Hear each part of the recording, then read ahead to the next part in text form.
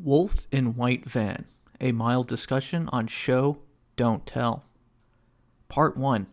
Exposition on then and now. I don't remember much about purchasing John Darnell's novel, Wolf in White Van. I remember not recognizing the author's name. I remember finding the cover interesting, which disobeys the common adage about prejudices. I remember finding the synopsis on the back cover interesting. These factors would constitute enough motivation for the purchase. After all, when picking unknown material, you must rely on the components you can observe at a first glance, which explains why marketing tries for first glances. After that first glance, you can delve a little deeper, but that deeper look still depends on that first glance. At the time, I know I relied on these first glance matters. Also, knowing myself, I know more reasons existed behind my purchase. I assume I went to the bookstore in need of reading material after having finished my current selection. At the time I purchased the novel, 2014 judging by the copyright date, I must have wanted to discover new authors. I know that at the time I looked for material to inspire my own material. I had hit a stagnation point where my days circled instead of moving forward. I may have picked up new, random, contemporary books to purview a panorama of literary fiction. Along with Wolf, I know I also picked up The Book of Jonah by Joshua Max Feldman in the same purchase. I also want to say I had a third book, possibly The Facades by Eric Lundgren, but I cannot remember with certainty. Regardless, this leads me to reinforce my speculation. I must have thought Wolf and the other books would give me useful insight. In 2014, I spent my days between writing and looking for jobs. At night, I read and examined novels. I received a couple of acceptances from literary journals, but I received incalculable rejections, all of which I could actually calculate since I keep track of those matters. I worked on my craft, I honed material. Each book purchase served a purpose beyond entertainment. Each novel I read joined the collection of reference material I could use for my own material. That year, I began a novel which thematically employed my thoughts on literary fiction. After a year of writing every day, I completed the first draft. A few months after that, I finished the second.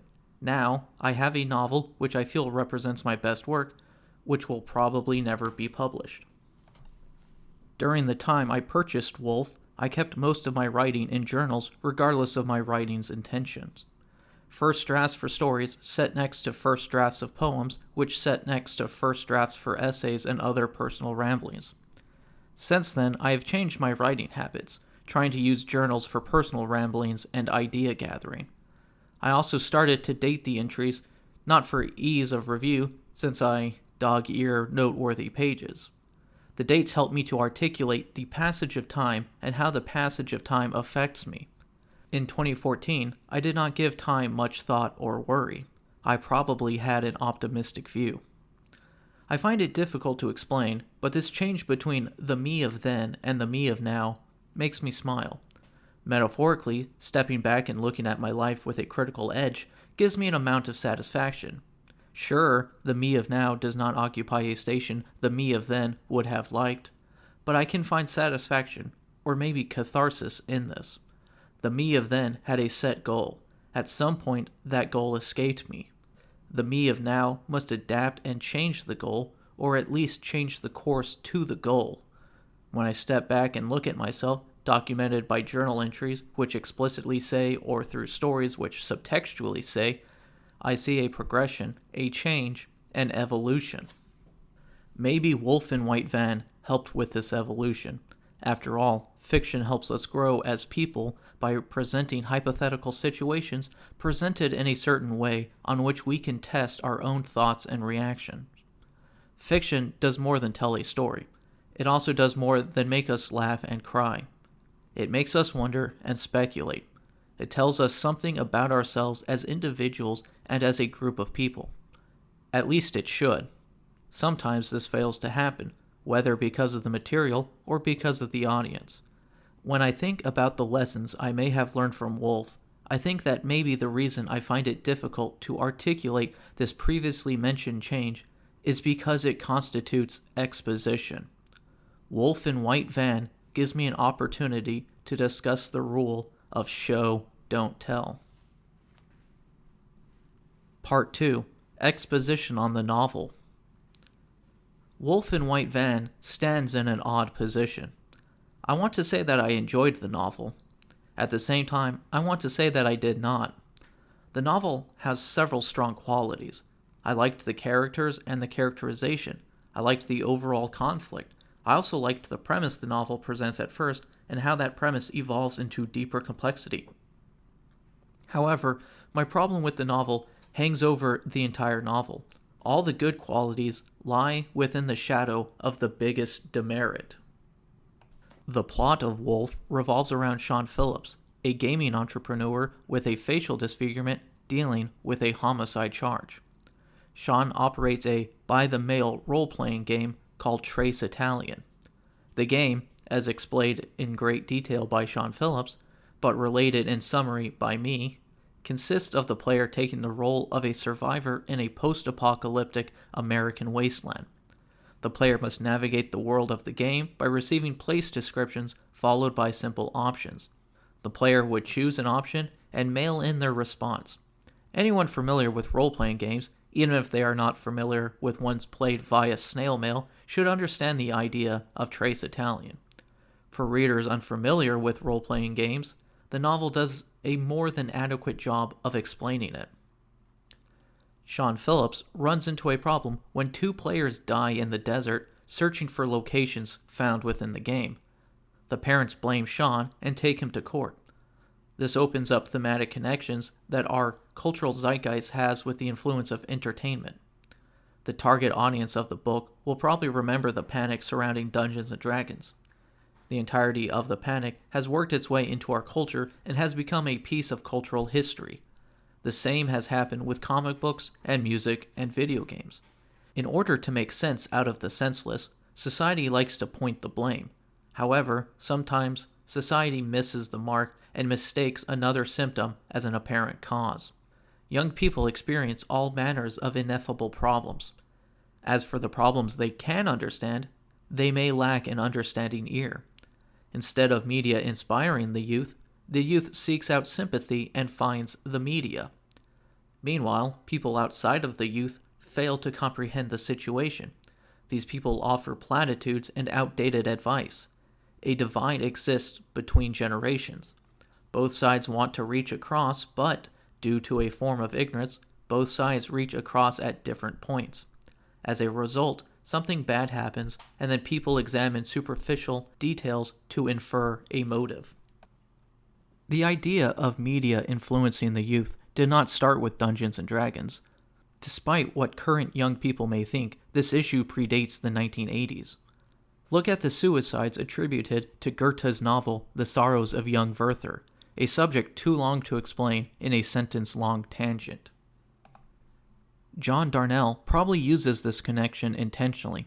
Since I believe in a moderate approach to Death of the Author, I have not researched John Darnell's comments on the matter.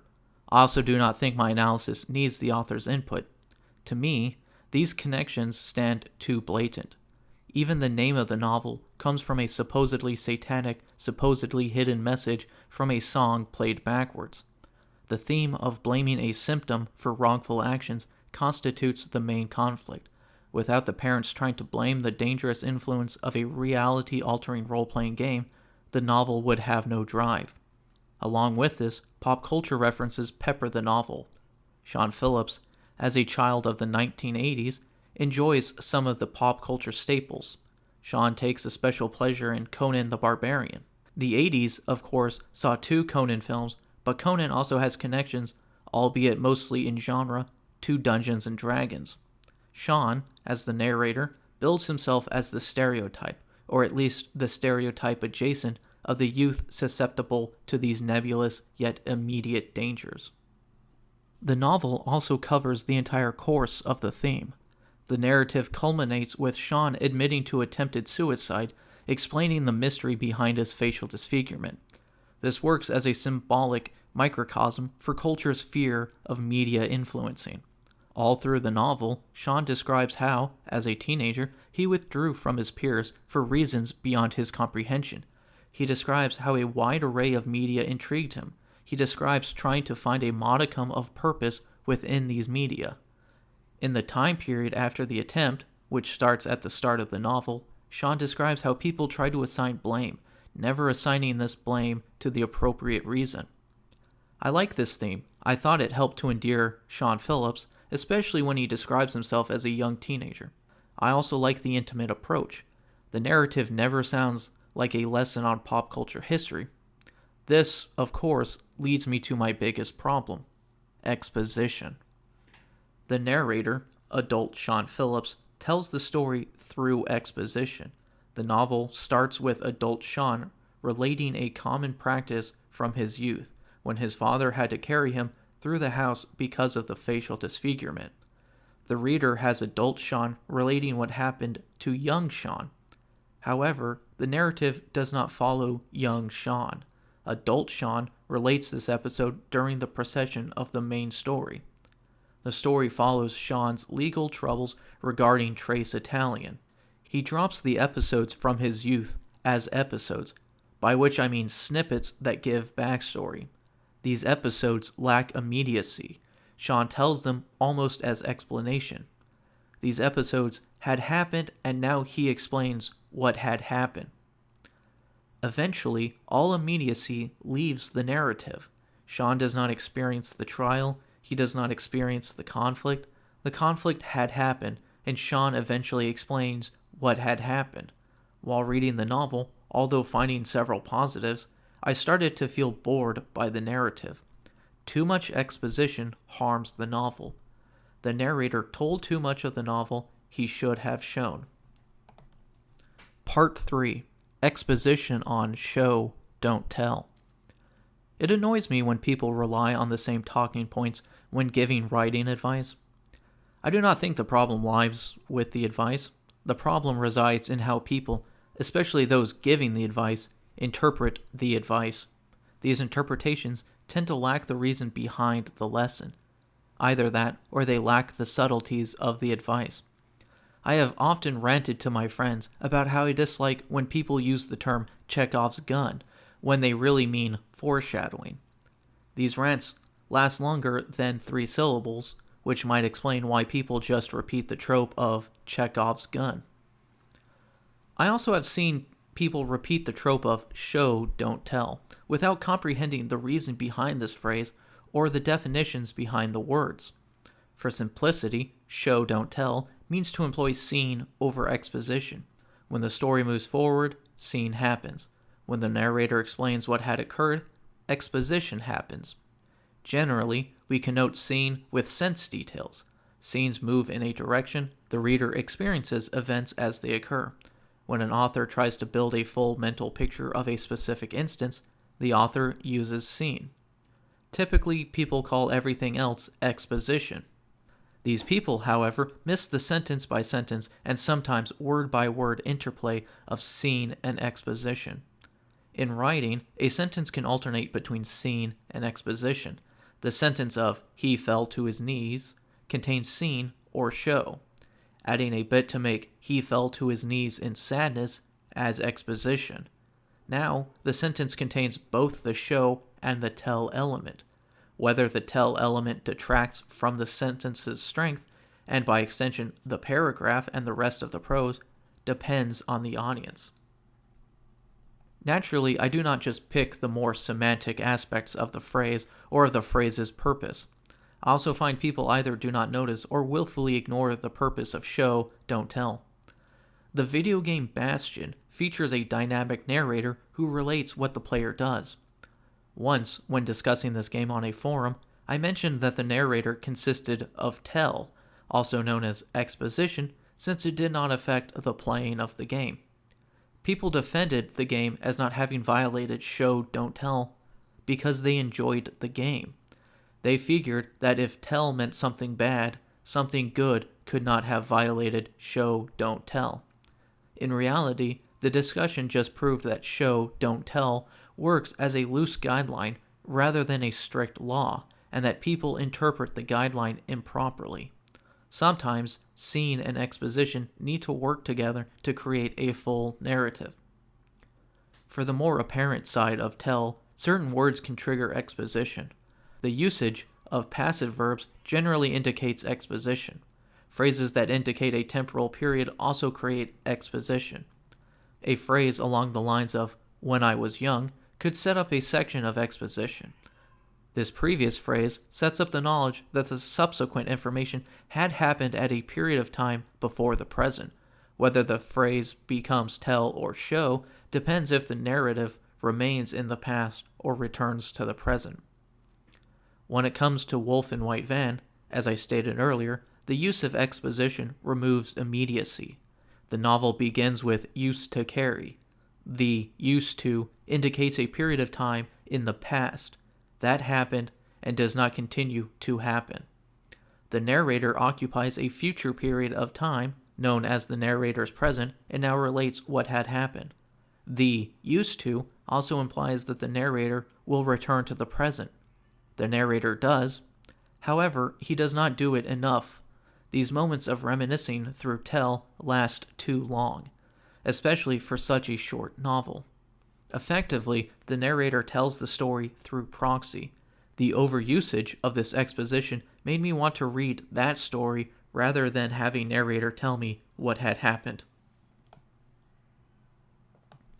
I understand the interplay between scene and exposition.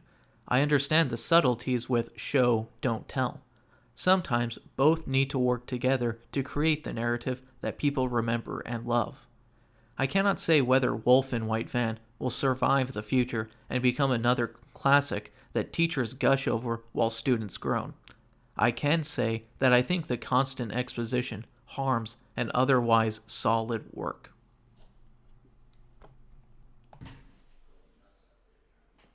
At the end here, I'm going to add about a minute to test out what happens. This has been Bennett Durkin, and this has been an essay from my library.